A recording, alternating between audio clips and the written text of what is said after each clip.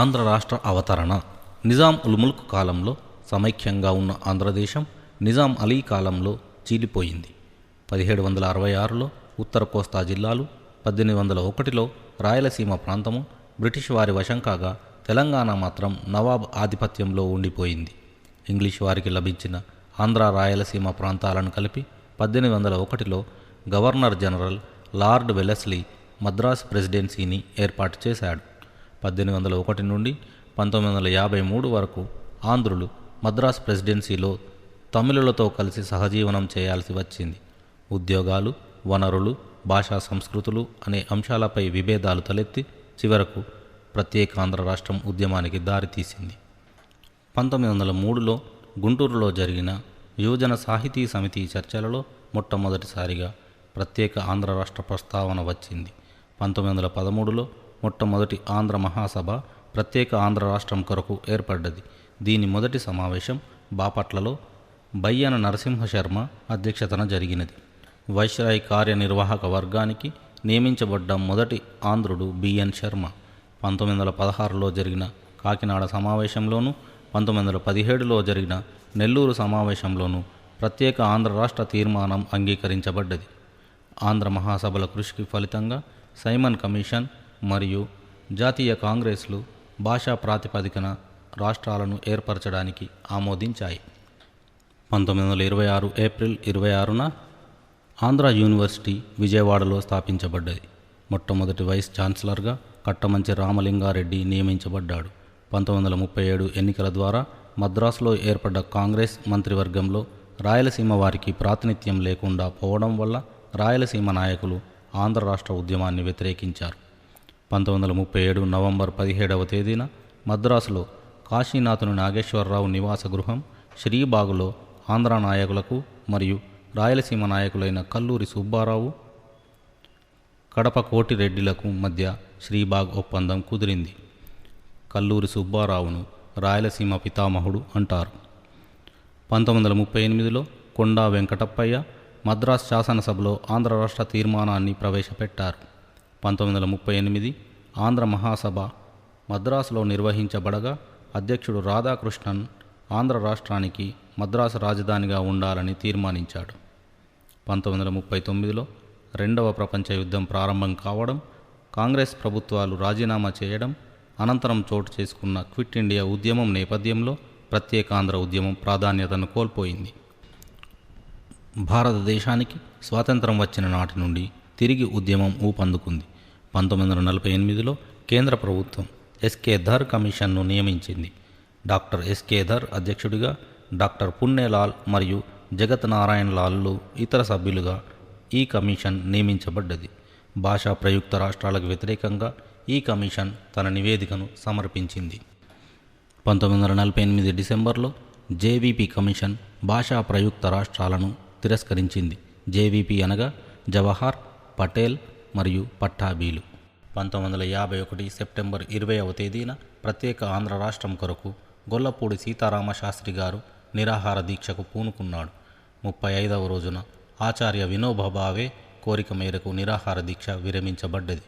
ఆంధ్రులకు జరుగుతున్న అన్యాయాన్ని గ్రహించిన గాంధేయవాది పొట్టి శ్రీరాములు 1952 అక్టోబర్ 19 నుండి డిసెంబర్ 15 వరకు 58 రోజులు ఆమరణ నిరాహార దీక్షకు పూనుకున్నాడు.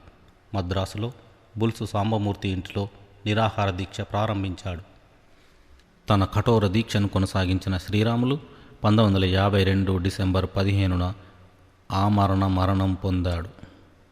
ఆంధ్రాలో తలెత్తిన విధ్వంసం మరియు ఆందోళనల కారణంగా 1952 డిసెంబర్ 19న మద్రాసు నగరం మినహా వివాదాస్పద తెలుగు ప్రాంతాలు మినహా ఆంధ్ర రాష్ట్రం ఇవ్వబడుతుందని నెహ్రూ పార్లమెంటులో ప్రకటించాడు. ఆంధ్ర రాష్ట్ర ఏర్పాటుకై 1953 ఫిబ్రవరి 7వ తేదీన కైలాసనాథ్ వాంచూ కమిషన్ నియమించబడ్డది. ఆంధ్ర రాష్ట్ర అవతరణ.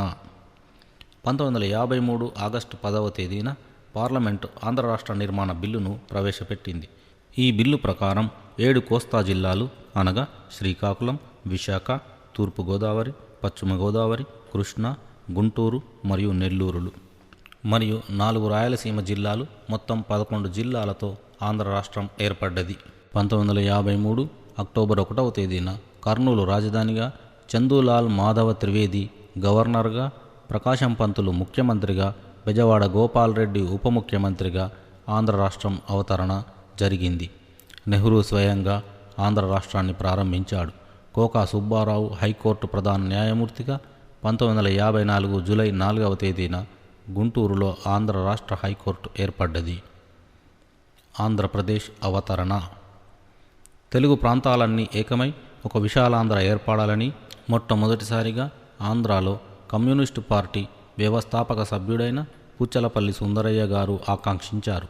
1945లోనే తాను నిర్వహించు పత్రికకు విశాలాంధ్ర అనే పేరును పెట్టాడు.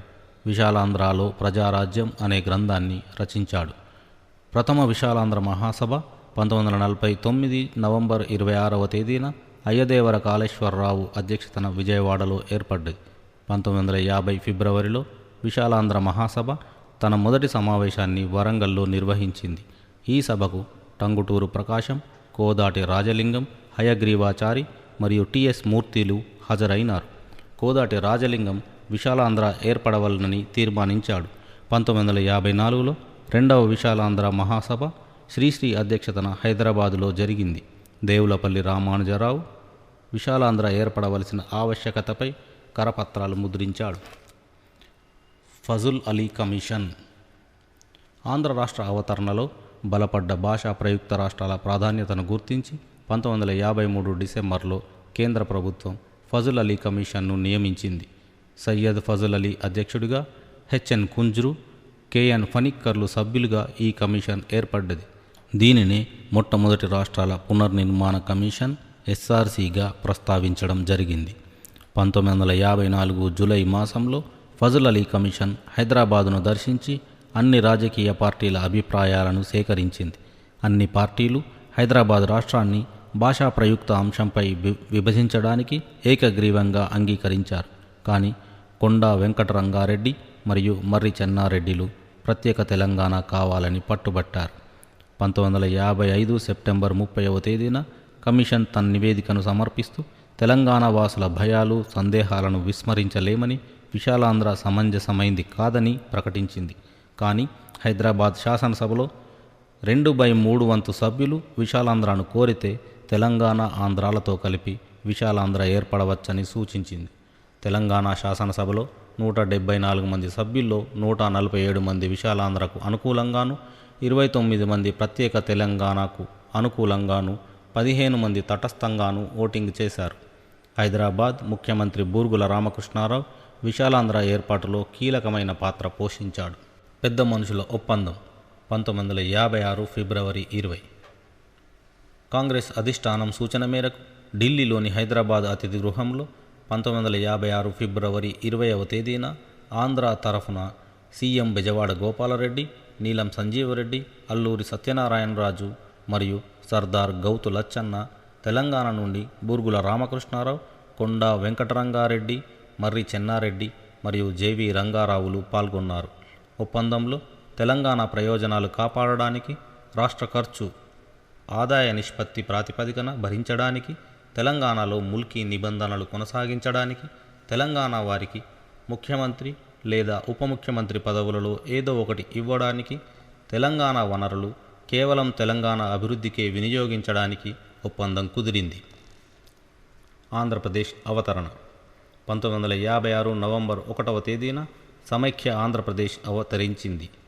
నీలం సంజీవరెడ్డి మొదటి చీఫ్ మినిస్టర్గాను, కెవి రంగారెడ్డి ఉప ముఖ్యమంత్రిగాను, సీఎం త్రివేది మొదటి గవర్నర్గాను, అయ్యదేవర కాళేశ్వరరావు తొలి స్పీకర్గాను, మాడపాటి హనుమంతరావు శాసన మండలి చైర్మన్గాను నియమించబడ్డారు. దాశరథి రంగాచార్య ఎన్ని నాళ్ల స్వప్నమిది అనే గేయాన్ని